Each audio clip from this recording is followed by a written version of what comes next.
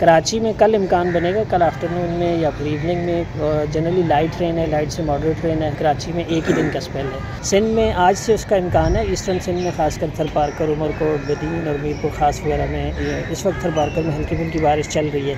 तो 4-5 अजला जो eastern districts के हैं उसमें आज इम्कान है, कहीं पर लाइट रेन है, किसी जगह पर मॉडरेट रेन है और इक्का दुक्का जगह पर खासकर थरपारकर, उमरकोट में हैवी फॉल्स भी हो सकते हैं। कराची में कल इम्कान बनेगा, कल आफ्टरनून में या फिर इवनिंग में जनरली लाइट रेन है, लाइट से मॉडरेट रेन है। हाँ, जो मुज़ाफ़ाती इलाके होते हैं कराची के, जैसे बैरिया, DHA, गडाब वगैरह, उन इलाकों में निस्बतन तेज़ स्पेल हो सकता है। Otherwise light to moderate rain है। कराची में एक ही दिन का स्पेल है और पूरे सिंध में 2 दिन का स्पेल है। बलूचिस्तान वगैरह में अगले 2 से 3 दिन बारिश है, तेज़ बारिश है। इसी तरह से पंजाब में भी अगले 2 दिन मज़ीद बारिश है। कश्मीर में, GB में, उन तमाम इलाकों में अगले 2 दिन मज़ीद बारिश है। तो 5 सितंबर या 6 सितंबर को ये जो स्पेल है फिर सबसाइड कर जाएगा। ठीक है। अच्छा सर, इसके अलावा अब शहर कायद से मानसून का सिलसिला लगता है कि वापस कोई स्पेल आएंगे?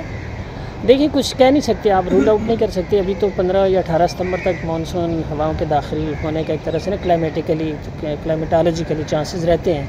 लेकिन ये जो स्पेल है 5 या 6 तक मुल्क के बेशतर हिस्सों से निकल जाएगा। तो उसके बाद आगे कुछ चंद एक दिन तक कोई ऐसा ख़ास सिग्निफिकेंट स्पेल नहीं है। फिर कोई तकरीबन 1 आध हफ्ते की एक तरह से ब्रेक हो जाएगी।